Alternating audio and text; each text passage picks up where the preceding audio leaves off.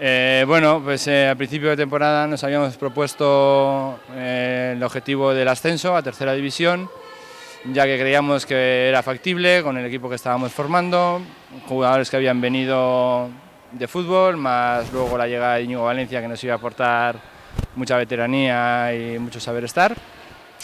y creíamos conveniente que lo que teníamos que conseguir era el ascenso. Según iba pasando la temporada, íbamos viendo que el objetivo era real, que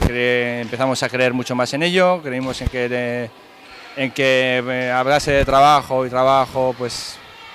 era mucho más factible, y según iban pasando las fechas, pues muchísimo más. Al punto de que sin comerlo ni beberlo nos vimos primeros en la clasificación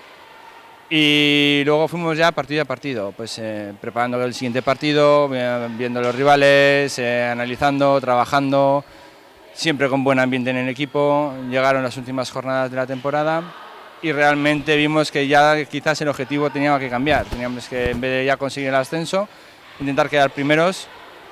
y a falta de 3 jornadas, si no me equivoco, conseguimos la primera plaza me refiero. Y nada, pues ahora lo que nos queda es seguir compitiendo, no hacer de menos a ningún rival de aquí a final de temporada, sobre todo en las últimas 2 jornadas, seguir trabajando y disfrutar después del éxito conseguido, disfrutarlo al máximo posible. Y para la temporada que viene, pues en principio no esperamos gran cosa, simplemente trabajar, pasárnoslo bien, disfrutar, que al final es un logro que hemos conseguido.